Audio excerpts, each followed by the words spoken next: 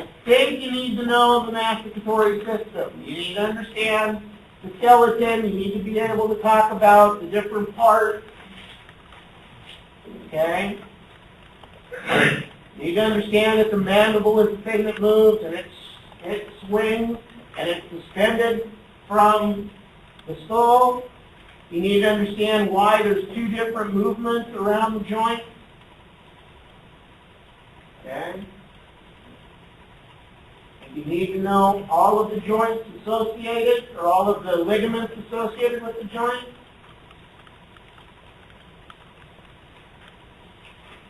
Okay?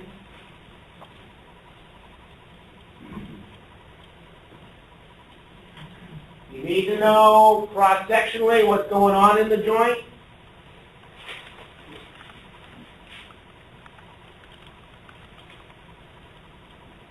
You should know the muscles of mastication.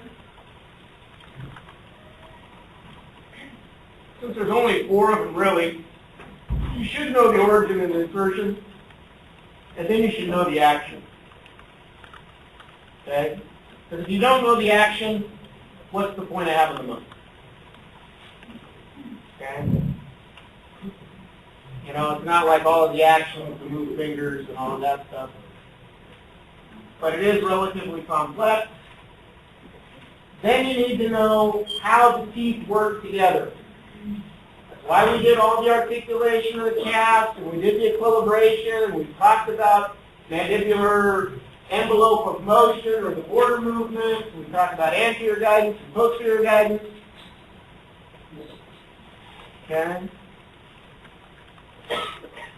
You also need to know how the upper teeth fit in the lower teeth,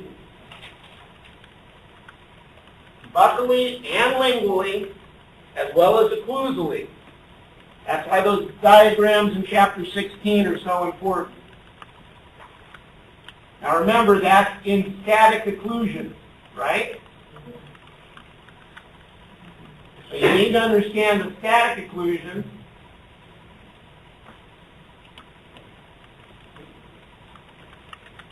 And there are a lot of diagrams in the lecture and in the book that go over this.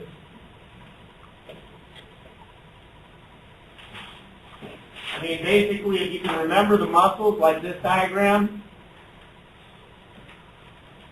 it's pretty simple. Okay.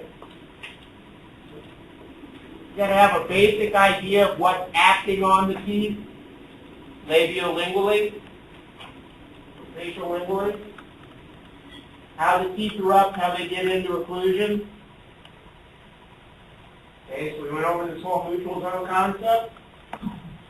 The neutral zone concept may not be in Wheeler's. I don't think it is. It is in all of the Dawson texts, so either the newest one or any of the other 2 versions. And basically, it's as simple as what we're showing on the slide, so you don't even really need to read the book. Okay? You should understand that teeth erupt until they contact an opposing force equal or greater than the eruptive force. Okay.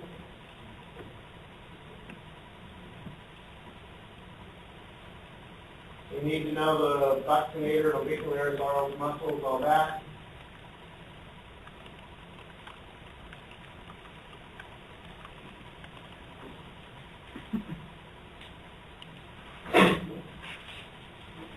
I think in order to know how the teeth fit together, you need to have a general concept of what the morphology of each tooth is.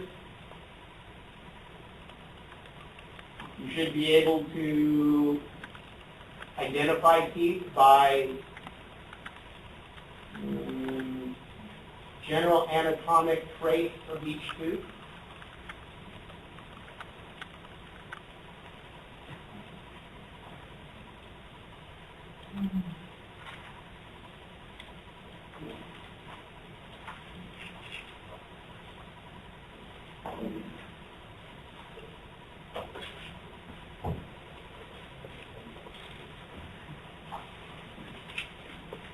Okay, vertical dimension. again, I don't think is in the Wheeler book. But basically, the repetitive contracted length of the elevator muscles determines the vertical dimension of occlusion. And notice on this diagram, the vertical dimension of occlusion is that vertical arrow out in front. It is actually a facial dimension. Okay, because the only way you can measure it is out on the face.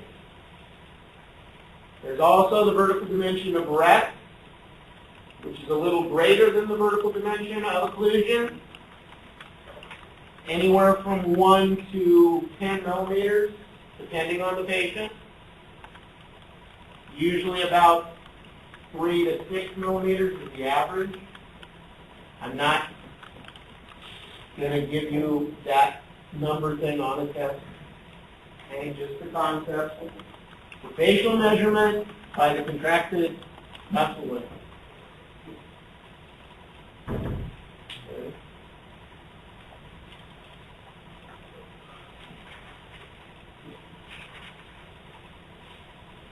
So basically, this is kind of a nice diagram to study. If you go back to the lectures, what you want to know is where the cusps fit,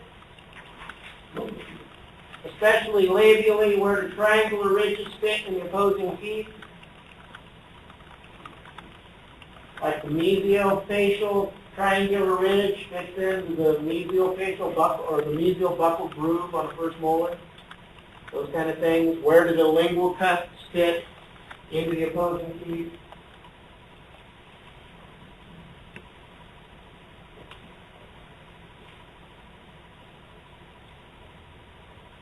Okay, keep that one. Occlusal plane, you should have an idea of what's going on with the occlusal plane and why it's important.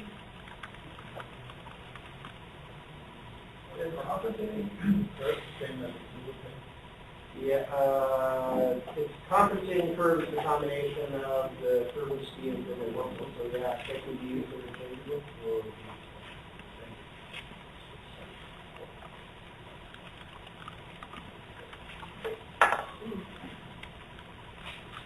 So you know what curve of speed and curve of Wilson are.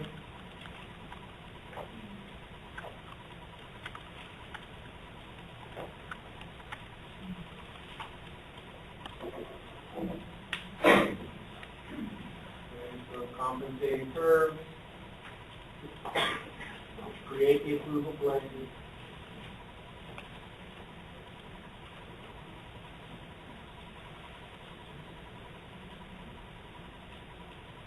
Should have some idea of what you might see in a patient that is overusing their musculature because of an improper occlusion. If they were clenching their teeth, what muscle would be hypertrophy that you would observe externally on examination? What muscle do you see here? Might be a muscle. That's the clenching muscle. Okay. If you see anybody that their cheeks bulge out, and if you ever, I don't know if you guys watch people that much, you will eventually. Real nervous people, you'll all of a sudden see people that these muscles just pump. Those people are clenching the hell out of their teeth. So when you see one of those in your chair, you just got to go, oh, Lord help me. I hope this lasts. You might as well tell them, I don't know if it's going to last, especially if you're playing all ceramic. Okay? So, masseter muscles, they're really the only ones that you can evaluate externally, besides the temporalis. And occasionally when you see the temporalis is pumped, but you won't see hypertrophy as much as you do in the masseter. Sure.